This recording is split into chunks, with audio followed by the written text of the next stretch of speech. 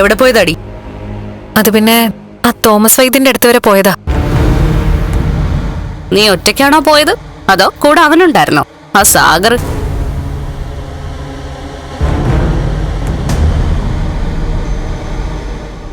ആരും ഉണ്ടായിരുന്നില്ല, ഞാൻ ഒറ്റയ്ക്കാ പോയത്. ഡി, നീ ഈ പറഞ്ഞതൊക്കെ ചിലപ്പോ കണ്ണം വിശ്വസിക്കുമായിരിക്കും, പക്ഷേ ഞങ്ങൾ ആരും വിശ്വസിക്കുന്നില്ല. ആരും വിശ്വസിക്കണമെന്നില്ല.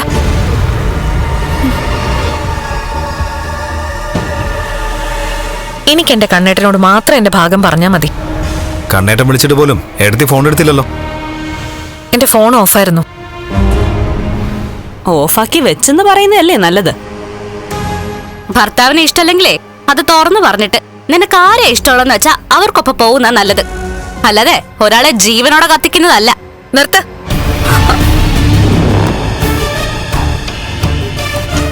ആഹാ, തോന്നിയ സമയത്ത് കേറി വന്നിട്ട് നീ എന്നോട് ആജ്ഞാപിക്കുന്നോ? നിർത്താൻ പറയുമ്പോ ഞാൻ പഞ്ചപുച്ഛ അടക്കി നിന്റെ മുന്നിൽ നിൽക്കണോ? അതും തെറ്റ് ചെയ്ത നിന്റെ മുന്നിൽ. ഞാൻ ഒരു തെറ്റും ചെയ്തിട്ടില്ല. അതുകൊണ്ട് തന്നെ ആരുടെ മുന്നിലും എനിക്ക് ചൂളി നിൽക്കേണ്ട ആവശ്യമില്ല.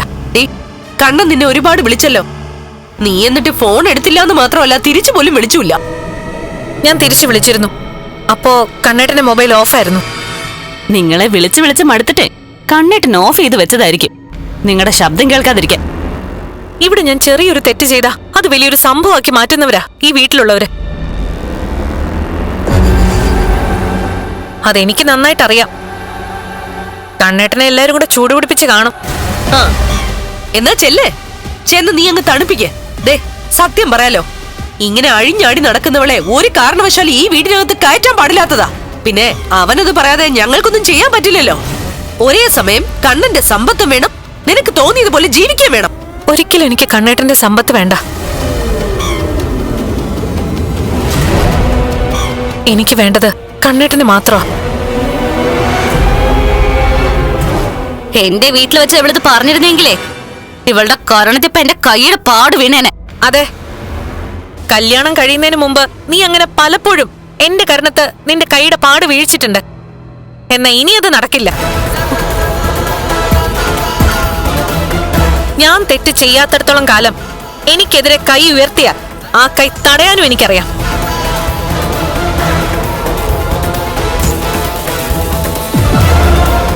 ഇനി എന്റെ കരണത്ത് നിന്റെ കൈ വീഴുകയാണെങ്കിൽ തിരിച്ചു തല്ലാനും എനിക്കറിയാം.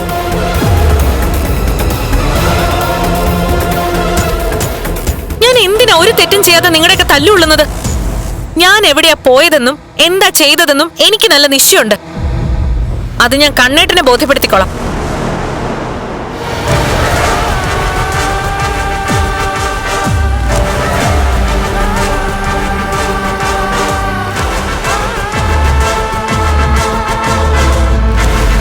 കണ്ണേട്ടൻ കൂടെ ഉണ്ടെന്ന ധൈര്യത്തിലാ ഇവൾ ഇത്രയും ഞെളിക്കുന്ന. പക്ഷേ ആ കണ്ണനിപ്പോ രണ്ടും കെട്ട പരുവത്തിലായിരിക്കുക. ഒന്നും അല്ല അമ്മേ, അയാളൊരു കിഴങ്ങനാ. അതുകൊണ്ട് ഇനി ഇവരുടെ തോന്നിവാസം നമ്മൾ സഹിച്ചേ പറ്റൂ. ഇങ്ങനൊന്നും ഇവളെ എന്റെ വീട്ടിൽ വെച്ച് എന്റെ മുന്നിൽ സംസാരിക്കാനുള്ള ധൈര്യം കാണിച്ചിട്ടില്ല. അങ്ങനെ കാണിച്ചാലേ എന്റെ അച്ഛനും മുത്തശ്ശിയും കൂടി ഇവളെ വലിച്ചു കീറിയനെ. ഇവിടെ ഒരു കണ്ണനുണ്ടായിപ്പോയി, ഭാര്യയെ തുറന്നു വിടുന്നൊരു കണ്ണൻ.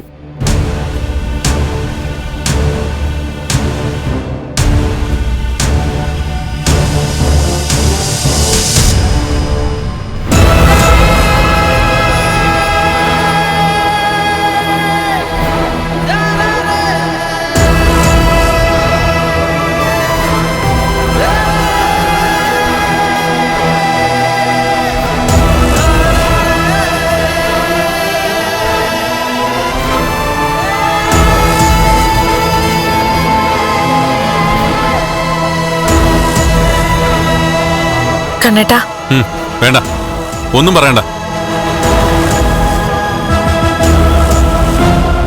ഞാൻ വിളിക്കും എന്റെ ഭാര്യ എനിക്ക് കിട്ടണം, അല്ലെങ്കിൽ അയാൾ എന്നെ തിരിച്ചു വിളിക്കണം. വേറെ ആരെ വിളിക്കുമ്പോഴും കിട്ടിയില്ലെങ്കിലും എനിക്ക് പ്രശ്നമില്ല. പക്ഷെ ഇയാളുമായിട്ട് കമ്മ്യൂണിക്കേറ്റ് ചെയ്യാൻ പറ്റാതെ വന്നാൽ അതെനിക്ക് സഹിക്കാൻ പറ്റാവുന്ന കാര്യമല്ല. കണ്ണേട്ടാ, ഞാൻ ഒന്നും പറയണ്ടെന്നല്ലേ പറഞ്ഞത്? അത് ഇനി ഒരു വിശദീകരണം എനിക്ക് വേണ്ട.